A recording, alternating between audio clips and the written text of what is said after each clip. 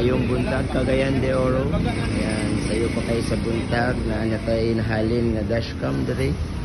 Dire sa Toyota Vios nato gi-install.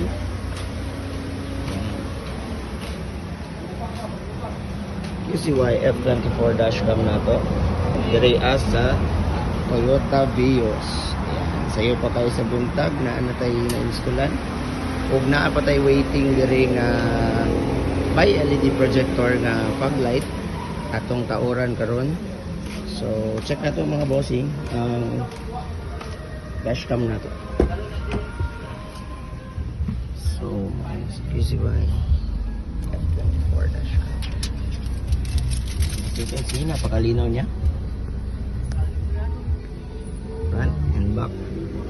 Pwede nyo siya i-adjust base sa gusto nyong angle. Then pwede nyo rin i-adjust yung brightness niya sa gabi. So meron siyang smart driving. Enough lang natin kasi medyo maingay kasi siya. Then basic lang naman yung features niya. Ito yung file management niya. Diyan lahat ng recordings.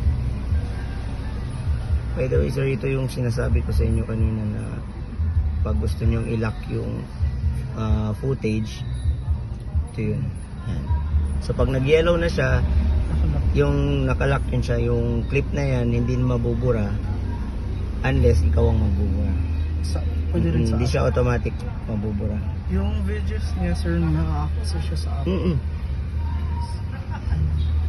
So yun siya, basic lang yung features niya. Dito pag swipe niyo sir, pwede yung front, likod, tapos split screen. So yun lang mga bossing. For more inquiries, just visit us here. Naalang atong shop today.